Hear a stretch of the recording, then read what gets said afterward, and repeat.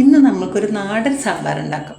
അതിന് വേണ്ടി 1 കപ്പ് പരിപ്പ് കഴുകി കുക്കറിലേക്ക് ഇട്ട് അതിലേക്ക് 2 കപ്പ് വെള്ളം ഒഴിച്ചിട്ടുണ്ട്. അതിൻ്റെ കൂടെ തന്നെ നമുക്കൊരു 3/4 ടീസ്പൂൺ മഞ്ഞൾപ്പൊടിയും 1.5 ടീസ്പൂൺ ഉപ്പ് ഇട്ട് കൊടുത്ത് അതിൻ്റെ കൂടെ വേപ്പിലയും കൂടി ചേർത്ത് കൊടുക്കാം. ഈ വെന്ത് പരിപ്പിലേക്ക് നമുക്ക് ആവശ്യമായ പച്ചക്കറി കഷ്ണങ്ങളെല്ലാം ചേർത്ത് കൊടുക്കാം. ചെറിയ ഉള്ളി നല്ലോണം ചേർക്കുന്നുണ്ട്. വെണ്ടയ്ക്കും തക്കാളി ഇപ്പം ചേർക്കുന്നില്ല. ഇത് കൂടാതെ ഇതിൻ്റെ കൂടെ മെയിൻ സാധനമായിട്ടുള്ള കായത്തിൻ്റെ ഒരു ചെറിയ പീസ് നമ്മൾ ഇട്ട് കൊടുക്കണം. ഇതെല്ലാം കൂടെ നമുക്ക് ഒറ്റ വിസിൽ വരുന്നത് വരെ ഒന്ന് വേവിച്ചെടുക്കാം. ഇനി ഒരു പാൻ വെച്ച് കുറച്ച് വെളിച്ചെണ്ണ ഒഴിച്ചിട്ട് നമ്മുടെ വെണ്ടയ്ക്കയും തക്കാളിയും ഒന്ന് വഴറ്റിയെടുക്കാം. പതുക്കെ ഒന്ന് വാട്ടിയെടുത്താൽ മതി.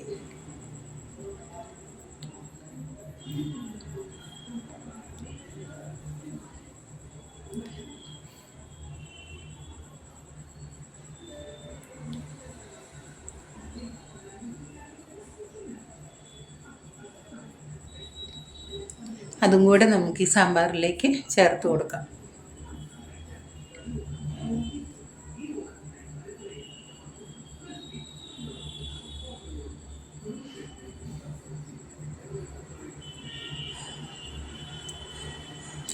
ഇതിനോടൊപ്പം തന്നെ ഒരു നെല്ലിക്കയുടെ വലിപ്പത്തിൽ പുളി എടുത്ത് നമ്മൾ വെള്ളത്തിൽ കുതിർത്ത് വെച്ചിട്ടുണ്ടായിരുന്നു. ആ വെള്ളം കൂടി ഒഴിച്ചു കൊടുക്കാം.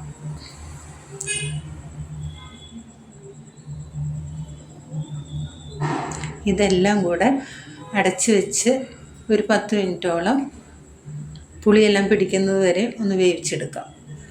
ഇനി ഒരു ചെറിയ പാൻ വെച്ചിട്ട് അതിലേക്ക് നമ്മളൊരു 1.5 ടേബിൾ സ്പൂൺ വെളിച്ചെണ്ണ ഒഴിച്ചു കൊടുത്തു. ഒരു 1/2 ടീസ്പൂൺ കടുക്, 1/2 ടീസ്പൂൺ ഉലുവ, ഒരു 2-3 ഉണക്കമുളക്, കുറച്ച് കറിവേപ്പില. ഇതെല്ലാം കൂടെ നമുക്ക് മൂത്ത് കഴിയുമ്പോൾ 1.5 ടേബിൾ സ്പൂൺ മല്ലിപ്പൊടി, ഒരു 2 ടീസ്പൂൺ മുളക് പൊടി,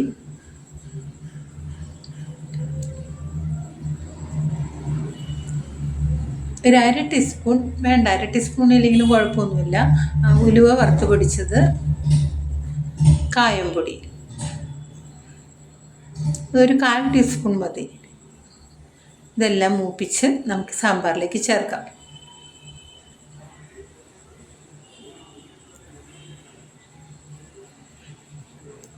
നമ്മൾ ഫ്ലെയിം കുറച്ച് വെച്ച്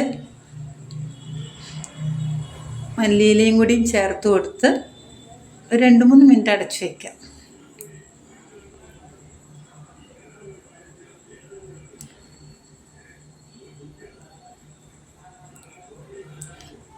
അങ്ങനെ നമ്മുടെ നാടൻ സാമ്പാർ റെഡി ആയിട്ടുണ്ട്.